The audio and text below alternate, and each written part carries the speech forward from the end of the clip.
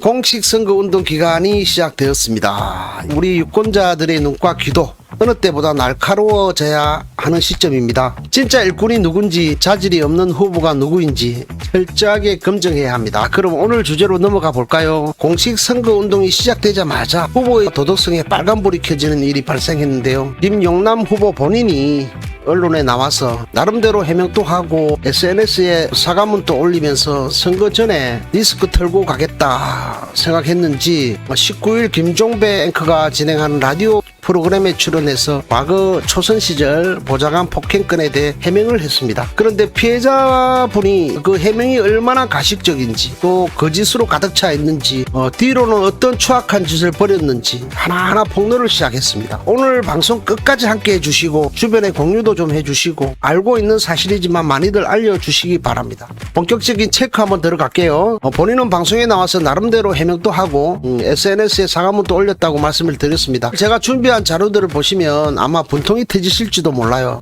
단순히 옛날에 화 좀 낸 수준이 아니다. 일상적인 갑질, 신체적 폭행, 그리고 심지어 최근에 일어난 조직적 회유 정황까지 포착이 되었습니다. 오늘 영상 3개를 여러분과 함께 공유할 겁니다. 첫 번째 영상 함께 보시죠. 과거사인데 하나만 더 여쭙고 이제 그 지역 이야기를 좀 넘어갔으면 좋겠는데, 오늘 새벽에 프레시안이 보도한 게 있는데, 네. 2015년에 우리 후보님이 초선의원 시절에 당시 5급 비서관을 폭행한 적이 있다라는 의혹을 제기했습니다.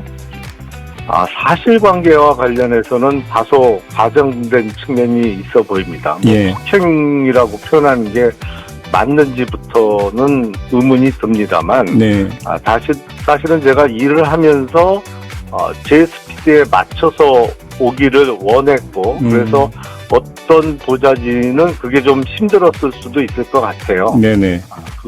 그래서 마음의 상처를 입은 사람이 있다면 저도 개인적으로는 안타깝죠. 사실은 제가 뭐 미워해서 그런 것도 아니고 지금 그때 같이 근무했던 친구들하고 1년에 한두 번씩은 저녁 자리도 하고 그러고 있습니다. 잘 지내요. 요번에 뭐 어떤 제 보좌관 출신이 출판 기념회를 해서 그 일을 계기로 얼마 전에도 다 같이 모이기도 했었는데, 네. 그런 모임에 참석하지 않는 사람 중에 저에 대해서 서운한 감정을 아직도 갖고 있는 사람이 있다면, 네. 제가 좀 더 나이 든 사람으로서 미안하죠. 그때 더 보듬고 같이 가자 이렇게 했어야 되는데 약간 저와 보조를 맞춰주기를 요구했던 게 힘들었을 수 있겠다라는 생각이 듭니다. 근데 확인차 그냥 야단을 치신 겁니까? 아니면 폭행으로 이해될 수 있는 행위를 하셨던 겁니까, 당시?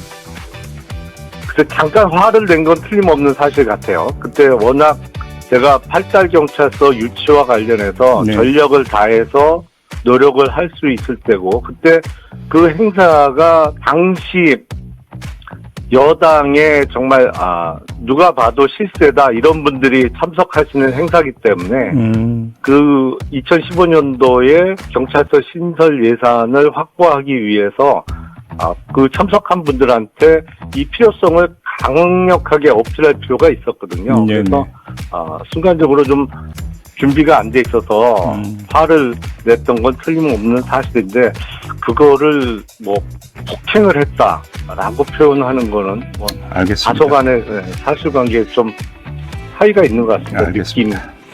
방금 보셨죠? 기가 막힙니다. 폭행이라고 표현하는 게 맞는지 의문이다. 내가 일하는 속도가 워낙 빨라서 보좌진이 힘들어했던 거다. 이런 해명을 합니다. 여러분, 이게 사과는 아니죠. 내가 너무 열정적으로 일하다 보니까 능력이 좀 떨어지는 보좌관이 낙오한 거다. 그렇게 피해자 탓으로 돌리죠. 지역구 예산 확보라는 공익을 위해서 그랬다고 핑계를 대는데, 국회의원이 예산 따오려면 보좌관 정강이 까고 해도 됩니까? 보좌관 정강이 쭉 까도 됩니까? 자, 이렇게 뻔뻔하게 해명을 하니까 이 12년 동안 참았던 피해자분이 결국 카메라 앞에 섰습니다. 두 번째 영상 여러분 함께 하시죠. 그다음에 이제 몇 시간 뒤에 나왔던 사과문에 대한 입장을 보고 이제 입장을 조금 말씀해 주시겠어요? 네.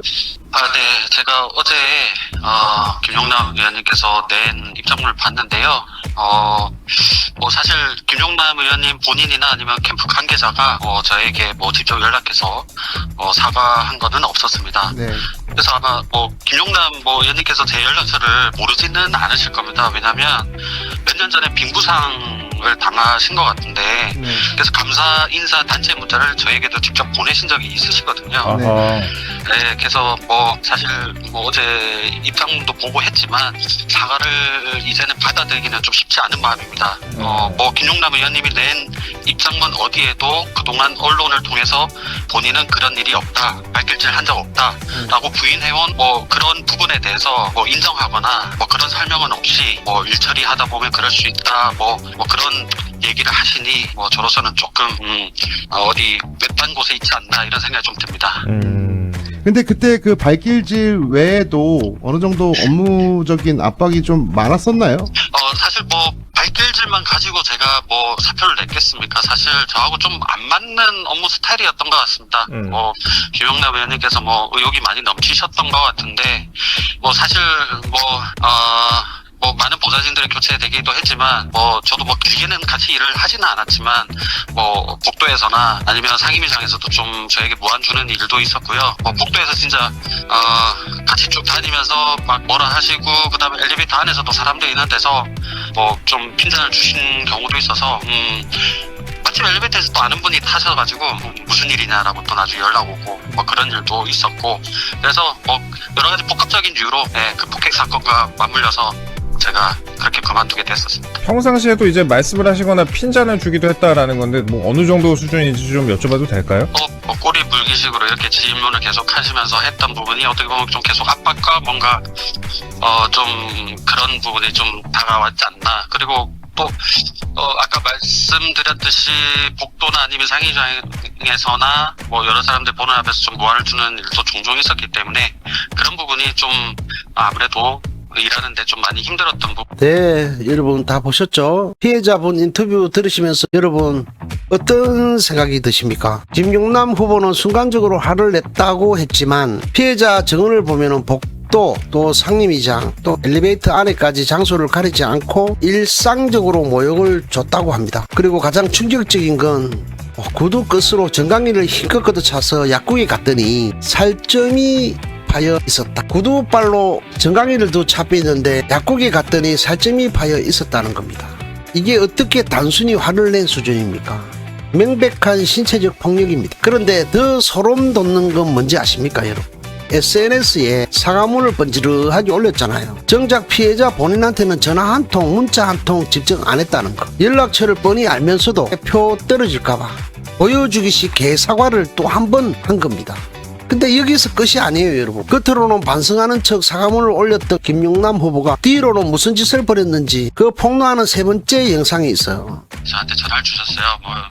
그래 이런 일이 있는데 근데 지금 기자한테 전화가 오면 맞았던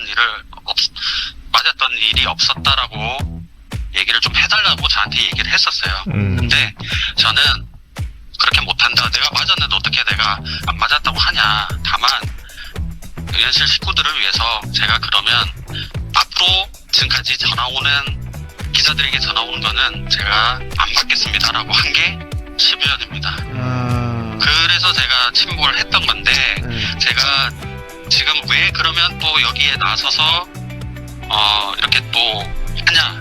제가 아마 이것도 안 한다고 말씀드리고 했지만 어제 그 캠프 실무진하고 자원봉사자분들의 명예 입장문을 제가 봤거든요. 네. 그러니까 제가 찾지 않아도 제 주위에 아시는 분들이 이런 일이 있다라고 또 공유를 해주시는데 거기에 즉시 보도 가능이라는 표현까지 담으면서 그 입장문에는 길게는 12년 전부터 후보와 함께 온 사람 맞았던 일이 없다라고 좀 해달라. 그럼 이게 이 대한민국 정치권에서 일어날 수 있는 일입니까? 같이 일했던 다른 보좌관을 앞세워서 피해자 입을 막으려고 해유를 시도한 겁니다. 겉으로는 미숙함과 불찰을 깊이 반성 한다고 고개를 숙이면서 물밑에서는 사람 보내서 압박을 넣은 거죠. 과거에 있었던 그 후보의 도덕적 민낯입니다. 근데 이 피해자분이 왜 갑자기 이렇게 폭로를 할까요? 12년 동안 조용히 살려고 했는데 김용남 캠프에서 낸 입장문이 본인을 능력 없어서 그렇게 일을 못해서 그래서 나간 사람처럼 모함하니까 명예를 지키려고 나오는 거 아닙니까? 그죠? 근데 이 사건은 단순히 과거의 개인적 이탈 그렇게 치부할 수가 없어요. 후보자가 권력을 가졌을 때 약자를 어떻게 대하는지 그리고 위기사항이 닥쳤을 때 그 문제를 어떤 방식으로 풀어가는지 그 방식이 얼마나 기만적인지 바로 그것을 보여주는 대목입니다. 결국은 그 사과가 전부 거짓말이고 이런 후보가 과연 대한민국에 국회의원으로 맞아요? 이런 후보가 우리 시민들을 대변할 자격이 있습니까? 부하 직원을 대하는 것만 봐도 대한민국 국민을 부하 직원 대하듯 하지 않는다는 보장이 어디 있습니까? 진실은 숨기려 할수록 더 밝게 드러나는 법입니다. 진실은 주머니 속에 송곳 같아서 감추면 감출수록 삐져나오려고 합니다. 결국은 삐져나오죠. 김용남 후보는 이제 어설픈 변명을 멈추고 피해자에게 진심으로 사죄하고 책임 있는 모습을 보여야 할 것입니다. 그 책임 있는 모습은 정청래 당대표께서 사과로 끝낼 것이 아니라 후보 사퇴가 그 답입니다. 여러분들의 참여 진심으로 감사드리고 여러분들 좋아요 꼭 한 번씩 눌러주십시오. 여러분 이런 문제가 서슴없이 발생되는 이유는 그 오랜 기간 동안 공안검사로 살아왔던 그 태도 거기에 있었어요. 그래서 평택만큼은 절대 그렇게 당 차원에서 생각하고 네 당 내 당을 따져서는 안 된다. 이 문제는 그것을 뛰어넘어야 된다. 이렇게 제가 답변을 드렸더니 나도 평택에 있었으면 평택에서 나는 조국 짓겠다. 그리고 조국 언제는 좀 일 좀 시켜줘야 할 때 안 됐나 이렇게 얘기하시더라고요. 저번에 너무 아쉽다. 짧은 기간이지만 국회의원을 하는 모습을 보고 국회의원으로 진짜 일 시켜야 된다. 그렇게들 이야기하시더라고요. 조빠였네 구치한다. 무슨 조빠 무슨 조빠였네 구치한다. 와 이거 그러니까 5%밖에 안 된다고. 여러분 5% 저거 조빠였네 구치한다. 와 진짜 대가리 5%나 95%는 어디 가고 5%만 남았냐고요. 5%님 왜 그래? 뭐요? 조파였네 구치한다. 아이고 참 진짜 머릿속에 5%가 아니라 95%를 채우세요. 5%만 남아있지 말고 부탁드립니다. 구치하고 나가세요. 와 무슨 조파 세월이 어떤 세월인데 조파 합니까? 아이고 무슨 쭈쭈바도 알고 아직도 그래요? 요즘에도 여러분들 저래 빠빠거리는 사람들이 있네. 희한하네. 빠빠거리고 그러면 안 돼. 쭈쭈바처럼 막 빠빠빠빠 하면 안 돼. 정신 차리라고. 예. 저는 그런 모습이 너무 싫어요. 억수로 싫어요. 진짜 이러면 안 돼. 예, 반드시 조국의 승리를 여러분들이 만들어내 주실 것을 믿어요. 김용남은 돈이 어떻게 그렇게 많아요? 뭐 땅 사갖고 팔았는데도 버는데요. 뭐 우리 같은 사람들이야 뭐 그렇게 하겠습니까? 구독했습니다. 고맙습니다. 기분 좋았죠.